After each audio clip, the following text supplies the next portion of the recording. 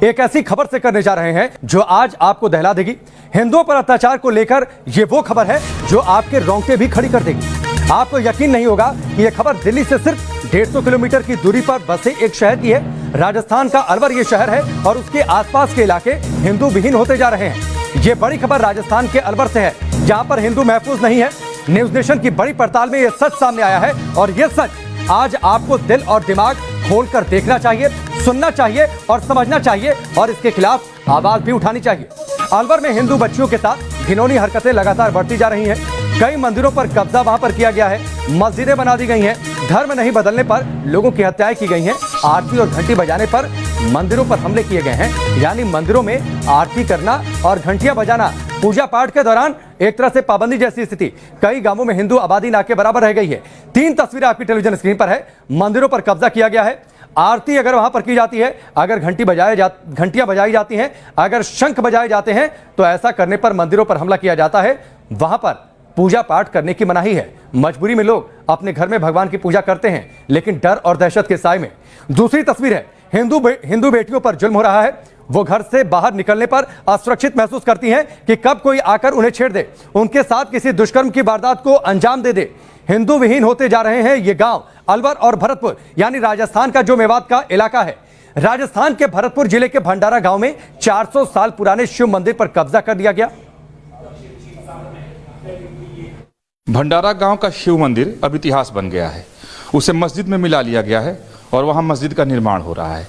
यहाँ के हिंदू समाज के लोगों ने काफ़ी उसका विरोध किया, क्योंकि अब वो अल्पसंख्यक हैं, बहुत कुछ कर नहीं सकते, तो उनके आंख के सामने ही उनके मंदिर पर कब्जा कर लिया गया और मस्जिद बना दिया गया। अब ये लोग इतने दुखी हैं, शोक संतप्त हैं कि जो एक मंदिर था वो भी निकल गया हाथ से। यहाँ हिंदू बहुत कम है, 1000 घर से ज़्यादा मेव मुसलमानों का है और उसके मुकाबले हिंदू यहाँ इतने कम है कि अगर प्रतिशत बताई जाए तो 8-10% से ज़्यादा यहाँ हिंदू नहीं हैं। तो ऐसी स्थिति नहीं है कि ये लड़ सकें, अपने मंदिर के लिए संघर्ष कर सकें। कानून का सहारा जरूर ले सकते हैं, लेकिन उसका भी कोई फ़ायदा नहीं हुआ है। इस भंडारा गांव के तमाम बुजुर्ग लोग और यहाँ के लोग हमारे साथ मौजूद हैं, जो बताएंगे कि ये मंदिर कब से था, कितना पुराना था, कब कब्जा हुआ, कैसे कब्जा कर लिया गया। आपका शुभ नाम क्या है? ग्यासी राम जी। ये जो मंदिर है था, ये कितना पुराना था? ये सब हमारे बाप दादाओं परदादाओं के सामने से चला रहा है, जब पुराना मंदिर। और मेरी उम्र भी 75 साल की होगी। इसमें सेवा पूजा करते रहे हम। अब साहब मुसलमानों ने मतलब ये मंदिर मतलब ये खराब कर दिया, बनाने नहीं दिया और सेवा पूजा नहीं करने देते। अच्छा। हाँ जी, हमारी जनसंख्या बहुत कम है जी, अल्पसंख्यक में। हमको नाजायज मतलब ये सताते हैं और मंदिर पर कब्जा कर लिया है इन्होंने।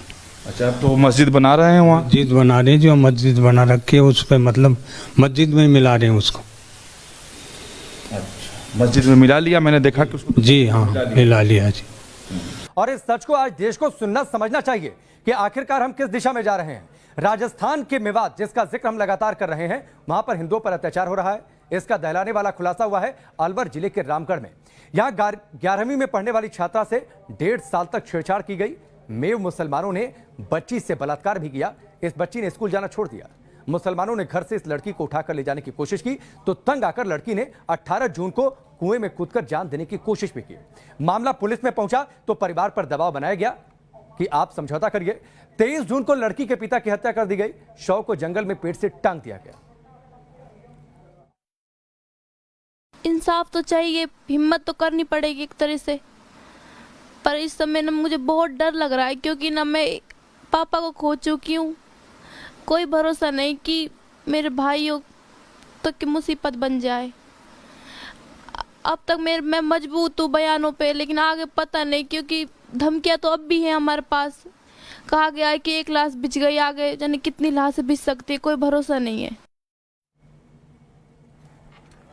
ना मुझे ना 1.5 सालों में मुझे इतना घुटन कर दिया उन्होंने मेरे अंदर, ना मुझे खुद को घुटने पर मजबूर कर दिया उन्होंने।